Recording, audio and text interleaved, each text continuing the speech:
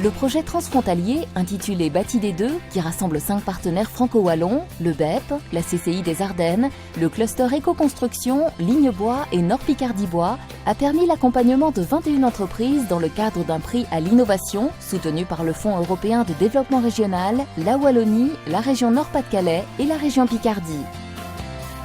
Bioalternative, c'est avant tout une alliance entre une passion pour l'agriculture et l'architecture. L'alliance de ces deux passions m'a permis de développer le concept du mini ballot de paille comme isolation thermique dans la construction. Le gros problème avec la construction en paille, c'est qu'elle est victime d'énormément de préjugés. On parle de l'histoire des trop petits cochons, des risques d'incendie, des rongeurs. D'un point de vue purement scientifique, elle a énormément d'avantages. L'isolation thermique, isolation acoustique, également la capacité de diffuser la vapeur d'eau à travers une paroi. On se rend compte très vite que c'est un matériau qui est capable de vivre en même temps que ses occupants. D'un point de vue environnemental, elle est, de mon point de vue, un matériau naturel d'excellence. On la sort directement du champ, c'est une fibre naturelle qui pousse telle qu'elle dès qu'on l'a plantée. Elle ne nécessite pas de traitement une fois qu'elle est sortie de ce champ, et donc le matériau qui est produit, le ballot de paille en lui-même, peut être mis tel quel dans la paroi. Même en fin de vie, le matériau est exemplaire. Après la fin de vie du bâtiment, on parle en général de 50 à 80 ans, on a la possibilité de reprendre les ballots de paille et d'en faire un matériau récupérable, réutilisable dans un autre chantier. Si on n'a pas la possibilité de transférer ces ballots de paille vers un autre chantier, on peut très bien les restituer à l'agriculteur qui pourra les utiliser comme un engrais pour son champ. Même si cette vision a déjà de quoi convaincre, j'étais personnellement bloqué par deux aspects. Le premier, c'est que les ballots traditionnellement produits dans l'agriculture ont un format fixe. On parle d'une section de 36 cm par 46 et qui est plus ou moins 80 cm de long. Donc on impose 36 et 46 cm en épaisseur de paroi. En plus, dans ce sens de pose, la performance thermique est moins intéressante.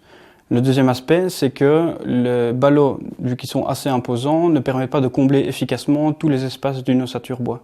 Il est nécessaire de les retravailler manuellement et donc de commencer à avoir des opérations assez fastidieuses sur chantier pour arriver à isoler correctement toute la paroi. Donc d'un point de vue environnemental, j'étais tout à fait convaincu que la paille avait un intérêt pour la construction, mais une fois qu'on confrontait le matériau aux réalités d'un chantier, on voyait tout de suite qu'il y avait des choses à améliorer. On a donc décidé de développer le concept du mini ballot de paille pour la construction. Alors ce mini ballot de paille, en gros, c'est une miniaturisation du ballot de paille traditionnel qu'on rencontre dans la construction. Il se présente sous cette forme, c'est un format réduit. On a une section de 15 cm par 12 et ici, pour ce modèle-ci, une longueur de 30 cm.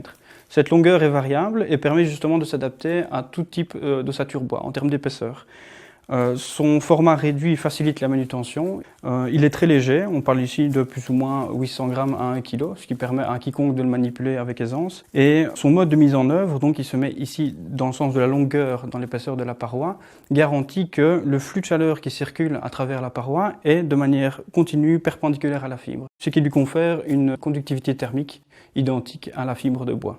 Monter un projet pareil ne se fait bien sûr pas tout seul.